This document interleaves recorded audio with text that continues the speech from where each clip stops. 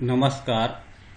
मी किलचे विजयकुमार दगडूआप्पा, सहशिक्षक, ईश्वर माध्यमिक विद्यालय, सावरगाव थोट, तालुका अहमदपूर, जिल्हा लातूर.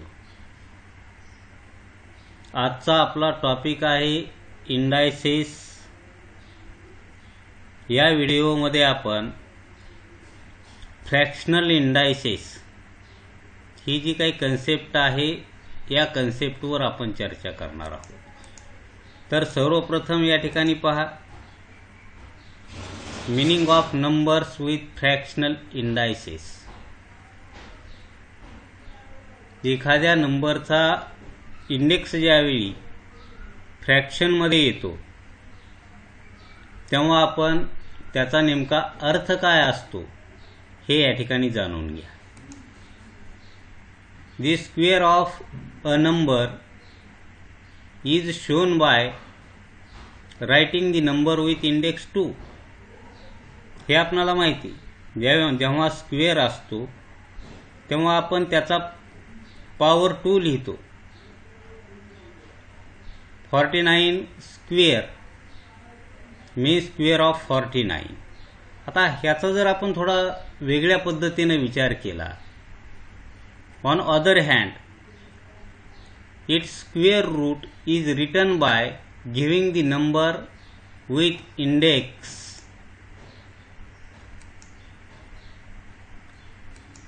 1/2. आता या ठिकाणी 49चा जर आपण स्क्वेअर रूट घेतलं तर स्क्वेअर रूट ज्यावेळी म्हणतो आपण त्यावेळी त्याचा घातांक 1/2 फ्रॅक्शन मध्ये लिहितो. 49 raised to 1/2 means square root of 49 by using symbol square root and by writing as 1/2 index. आता या ठिकाणी या साईनला आपण रॅडिकल साईन असं म्हणणार आहेत. हे आपण पुढं पाहणार आहेत. मग या रॅडिकल साईनची डिग्री किती? या ठिकाणी 2 डिग्री रॅडिकल साईन आहे. म्हणजे या ठिकाणी स्क्वेअर रूटसाठी आपण हे साईन या ठिकाणी वापरतोय. म्हणजे स्क्वेअर रूट समजा या ठिकाणी 49 raised to 1/2 यालाच आपण √49 असं सुद्धा लिहू शकतोय. हे लक्षात ठेवायचं. पुढे पाहणार आहोत आपण ही संकल्पना. तर आता दुसरं एक्झाम्पल जर आपण घेतलं तर मी आत्ता सांगितल्याप्रमाणे 49 raised to 1/2 यालाच आपण स्क्वेअर रूट ऑफ 49 किंवा √49 असं लिहू शकतोय. याचा आणि याचा अर्थ काही वेगळा होणार नाही.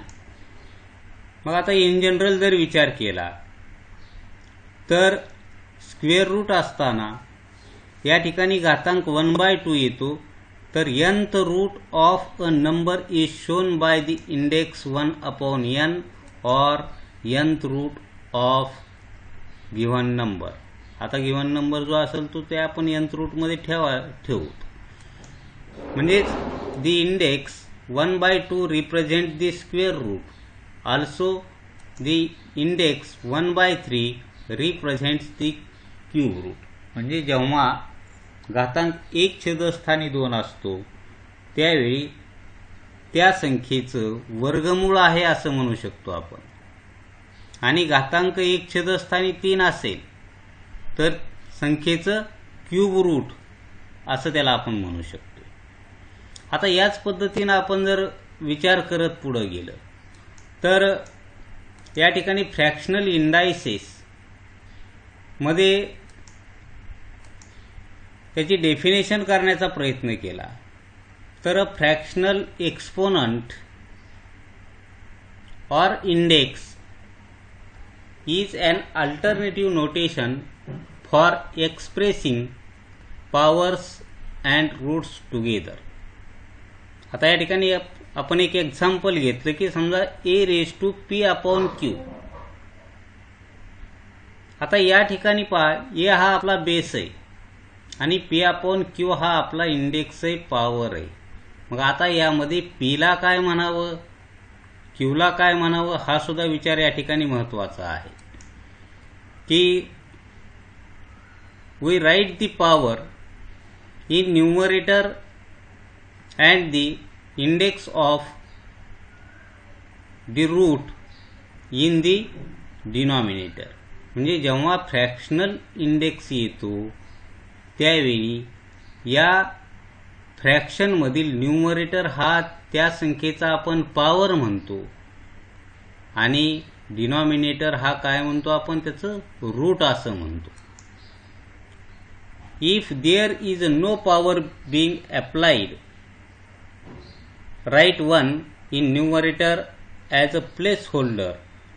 जेव्हा घातांक हा तुम्हाला काहीही दिलेला नसतो त्यावेळी आपण 1 लिहितो, हे माहिती आहे आपणाला. म्हणून यापूर्वी आपण पाहिलं 49चा आपण स्क्वेअर रूट घेतलं. स्क्वेअर रूट लिहित असताना इंडेक्स 1/2 घेतला, त्या ठिकाणी पॉवरचा उल्लेख झालेला नव्हता. हे आपण पुढे एक्झाम्पलमध्ये पाहणार आहेत. आता या ठिकाणी पहा, मग आता a⁴ जेव्हा तुम्हाला पॉवर दिलेला नसेल, फक्त रूट दिलंय, या ठिकाणी रूट क्यूएच रूट असं आपल्याला म्हणावं लागेल, क्यूए मूळ असं म्हणावं लागेल, एचे क्यूए मूळ. Also called a radicals or rational exponent. Fractional इंडायसेसलाच आपण या ठिकाणी रॅशनल एक्सपोनंट किंवा रॅडिकल्स असं म्हणतो. आपण यापूर्वी रॅडिकल साईन पाहिलं होतं. रॅडिकल साईन याला आपण रॅडिकल साईन असं म्हणलेलं. आता याचे काही एक्झाम्पल समजा या ठिकाणी या इमेजमध्ये पहा की रॅशनल पॉवर किंवा फ्रॅक्शनल एक्सपोनंट a⁴ ला आपण nth रूट ऑफ a असं लिहू शकतो.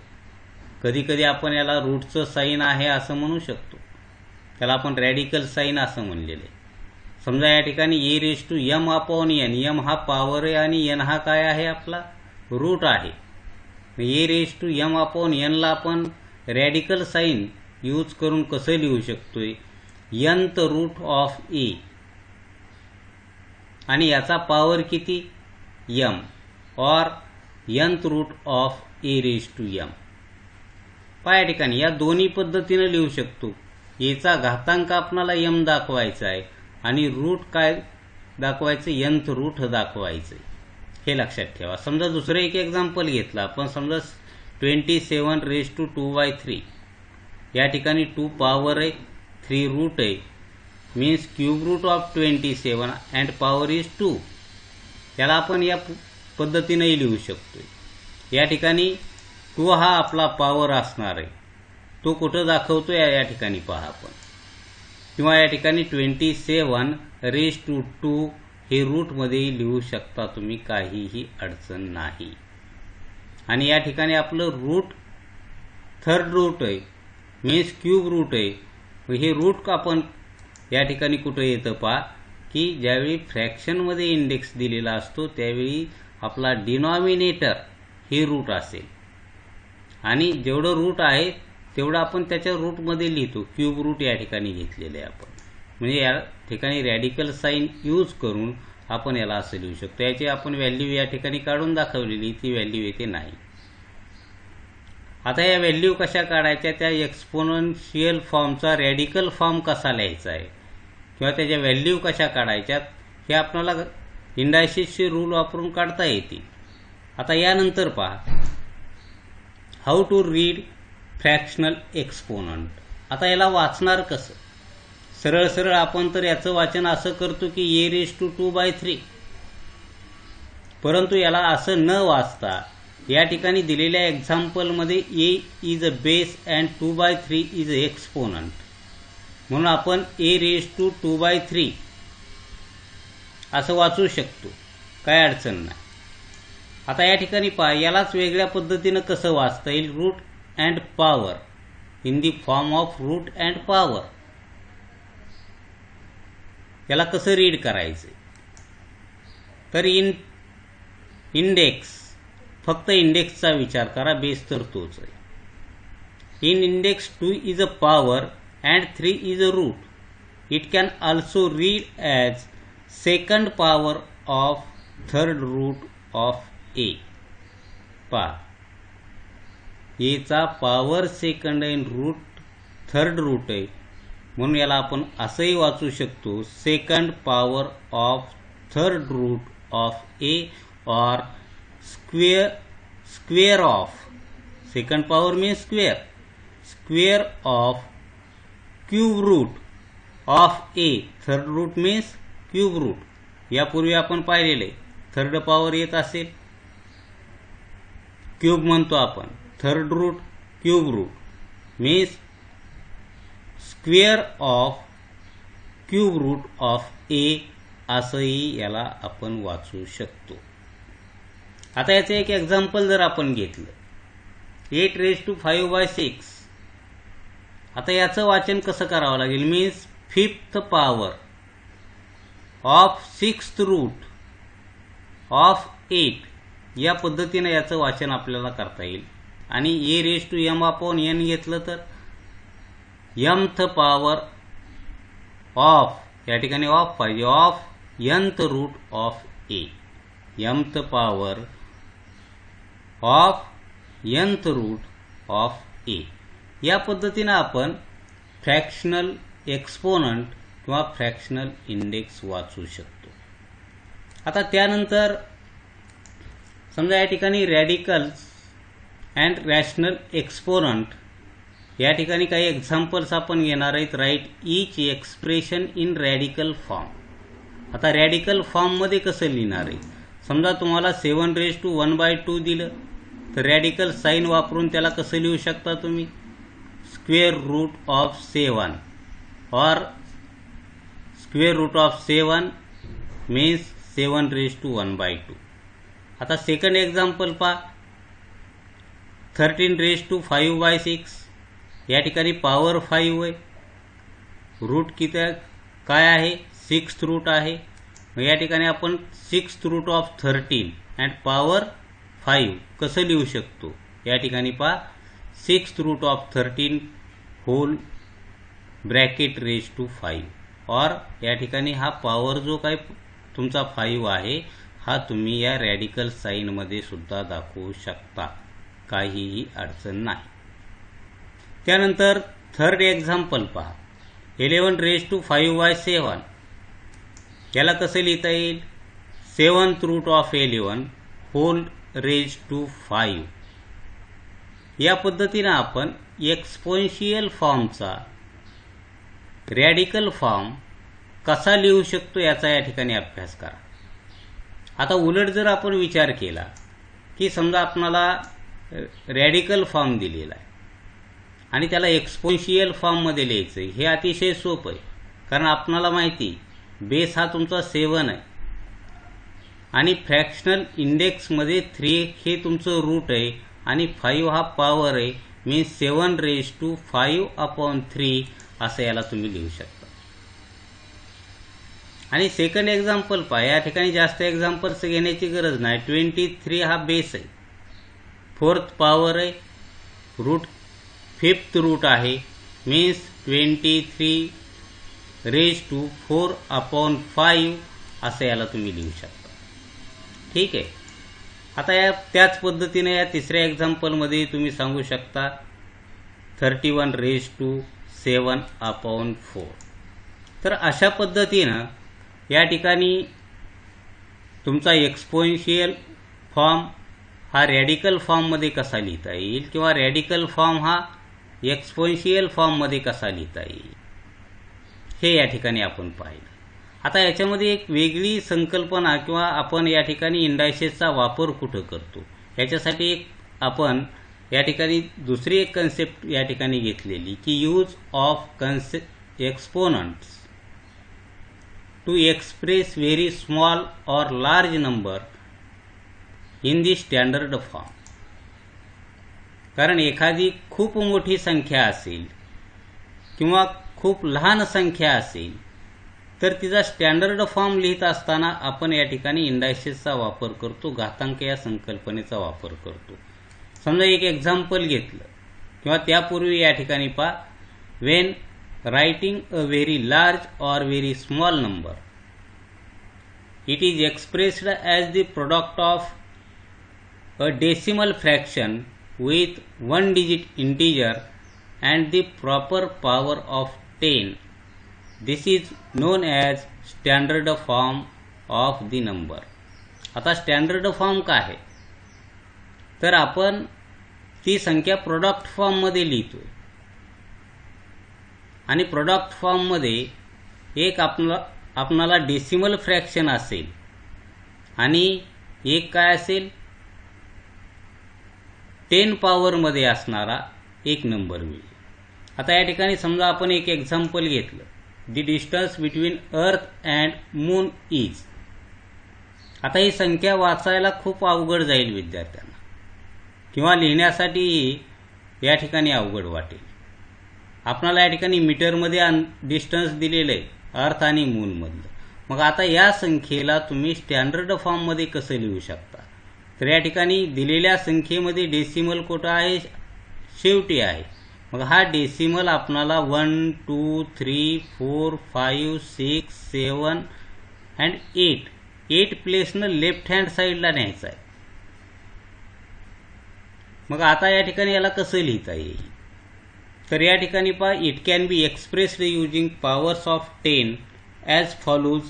आता याला लिहिता येईल 384 × 10⁶.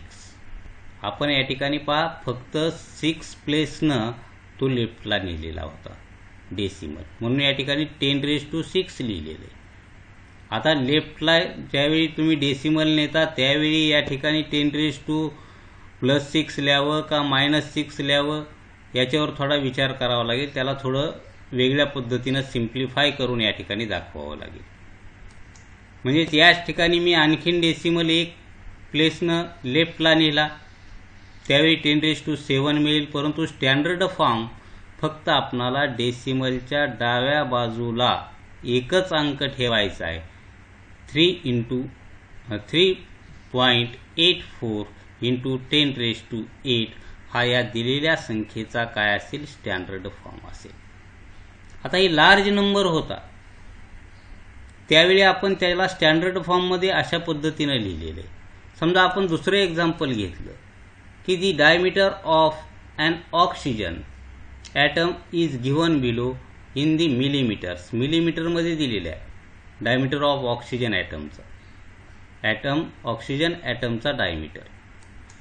मग आता 0.00 या ठिकाणी मोजत बसलं किंवा तर या ठिकाणी ही संख्या 000 हाऊ मेनी टाइम्स हे पहा 356 हा त्याचा काय असेल डायमीटर. आता याला आपण स्टँडर्ड फॉर्ममध्ये कसं लिहू, तर हा डेसिमल आता राईट हँड साईडला आपण मूव्ह करायला लागलो आणि या ठिकाणी नेऊन ठेवायचा 3.56 × 10⁻, काय येईल पहा, राईट हँड साईडला डेसिमल मूव्ह व्हायला लागलेला आहे. त्यावेळी आपण 10चा घातांक कसा घेतोय, आता जेवढ्या प्लेसनं 1 2 3 4 5 6 7 8 9 10 11 12 13 अँड 14 प्लेसनं त्याला आपण राईट हँड साईडला न्यायला लागलो. म्हणजे या ठिकाणी 3.56 × 10⁻14 हा या संख्येचा काय असेल, स्टँडर्ड फॉर्म असेल. अशा पद्धतीनं आपण एखादा लार्ज नंबर असेल किंवा स्मॉल नंबर असेल तर त्याला अशा स्टँडर्ड फॉर्ममध्ये आपण लिहू शकतो. हे आपण सायन्समध्ये किंवा जॉग्रफीमध्ये अशा पद्धतीच्या स्टँडर्ड फॉर्ममध्ये आपण डिस्टन्स असेल किंवा कुठल्याही व्हॅल्यू असतील त्या लिहित असतो. तर अशा पद्धतीनं आपण फ्रॅक्शनल इंडायसेस आणि very small or large number हे स्टँडर्ड फॉर्ममध्ये कसे लिहायचे हे आपण या व्हिडिओमध्ये पाहिलेलं आहे. धन्यवाद.